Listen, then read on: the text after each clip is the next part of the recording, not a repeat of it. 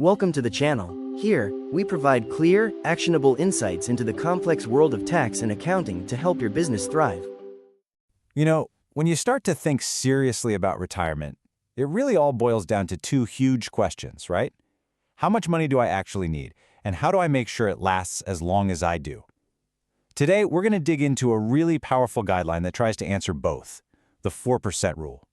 But first, let's just start with a number that might make you sit up straight. According to a recent study, this is the new magic number for what it takes to have a comfortable retirement in the US.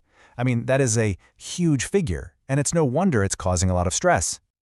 And this chart, wow, this really shows you the scale of the challenge. That giant bar on the left, that's the goal, almost $1.5 million. And then, you see that tiny little bar on the right? That's where the average American's retirement savings are right now. It's not just a gap, it's a massive canyon. And here's the really wild part. This target isn't just slowly creeping up. It's rocketed up 53% in just 4 years, since 2020. That kind of acceleration puts an incredible amount of pressure on everybody's trying to plan ahead. So you might be wondering, who's actually hitting this number? Well, the data is pretty sobering. Only about 10% of Americans have managed to save this much, which means a whopping 90% of people are behind, making this a problem that affects almost everyone. And all of this gets to the fundamental fear that every single retiree has. It's like a coin with two scary sides. On one hand, you're terrified of outliving your money. But on the other, you don't want to be so frugal that you never actually get to enjoy the nest egg you spent your entire life building. It's a tough spot to be in. So, faced with this massive puzzle, how do you solve it? Well, for decades, financial advisors have pointed to a really simple, really elegant solution, the 4% rule. Okay, so this idea was developed way back in the 90s by a financial advisor named William Bengen. And the goal was to create a simple way for you to have a predictable income from your savings, one that keeps up with inflation and has a super high chance of lasting at least 30 years. So here's how it works in practice, and it's pretty simple. In your very first year of retirement, you take out 4% of your total portfolio. So if you've got $1 million, that's 40 grand. The next year, you take out that same amount, $40,000, plus a little extra to account for inflation. And you just keep doing that year after year. But, okay, this is where the rule becomes a real game changer for planning. We can actually flip it completely on its head. Check this out. The common way to think is, okay, I have $1 million saved, so I guess I can take out $40,000 a year. But the planner's way is to start with what you want.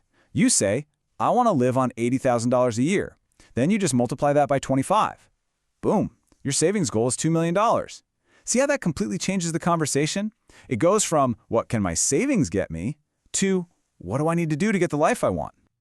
Now hold on. Before you run off and get a 4% tattoo, you've got to understand that this isn't some magic formula. It's built on a few really specific assumptions, and if you don't follow them, yeah, the math can totally fall apart. So what are these big ifs? Well, first, your money has to be invested in a balanced portfolio. Think a classic 50% in stocks, 50% in bonds. Second, you have to actually rebalance it every year to keep it at that 50-50 mix. And third, and this is a big one, you're the one in the driver's seat. You have to actively manage all of this yourself. And being the manager means you need to have nerves of steel to ride out the market's crazy mood swings. I mean, look at this. The stock market's best year saw it go up 54%. Its worst year, down 43%. So you have to ask yourself, when you're retired, can you really watch your life savings get cut by almost half and not totally panic? And here's probably the biggest caveat of all. The whole rule is based on looking in the rearview mirror.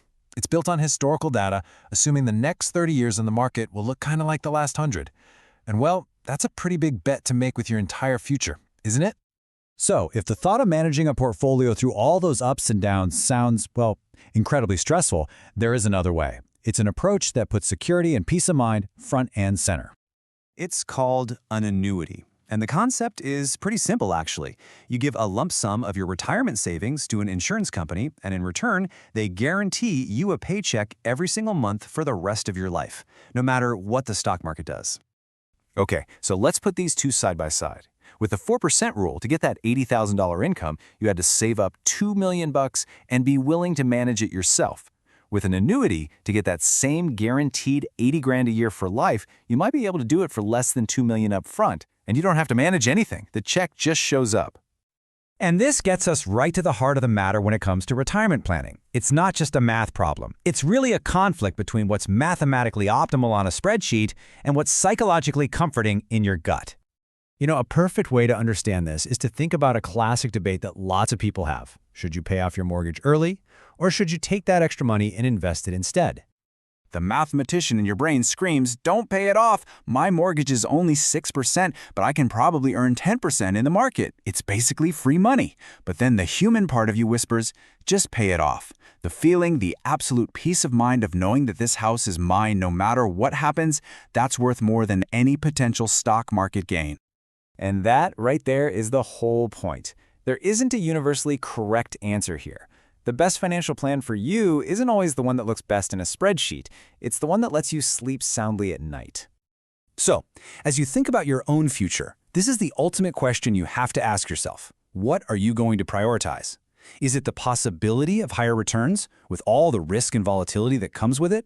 Or is it the rock-solid guarantee of absolute peace of mind? The answer to that is going to shape your entire future.